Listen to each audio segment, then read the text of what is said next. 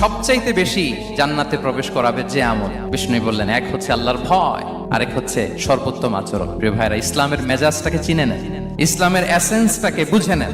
আমরা ভালো আচরণকে গুরুত্ব দিতে চাই না। অনেক নামাজি লোক দেখবেন নামাজ পড়তে পড়তে কপালে কালো দাগ ফেলে দিচ্ছে, বাসায় বউয়ের সাথে খারাপ আচরণ করে, খিটখিটে মেজাজের, প্রতিবেশীর সাথে শুধু ঝগড়া, কলিগদের সাথে ঝগড়া, মারামারি, দুঃসম্পর্ক, এরকম আছে না নাই বলেন? আছে না? কিন্তু নামাজি, অনেক বড় হাজি, একদিনও কোরআন তেলাওয়াত মিস হয় না। তো এত আবাদত করেও সে ইসলামের আসল এসেন্সটাকে ধরতে পারেনি। বিষ্ণু বললেন, সবচেয়ে বেশি জান্নাতে প্রবেশ করাবে যে দুটি আমল, একটি হচ্ছে তাকওয়াল্লাহ, আল্লাহর ভয়, আরেকটি হচ্ছে উত্তম আচরণ, সর্বোত্তম আচরণ। তো আমরা যেন উত্তম আচরণের অধিকারী হই। আমার স্ত্রীর সাথে যেন ভালো আচরণ করি, প্রতিবেশীর সাথে যেন ভালো আচরণ করি, ছেলে মেয়েদের সাথে যেন আমাদের অ্যাটিটিউডটা ভালো থাকে, আচরণটা ভালো থাকে, কলিগের সাথে যেন ভালো থাকে। বিশ্বনবীর আচরণ যেমন ছিল তেমন আচরণ যেন আমরা গড়ে তুলতে পারি। আওয়াজ করে পড়ুন আমিন। সুনানে আবু দাউদের এক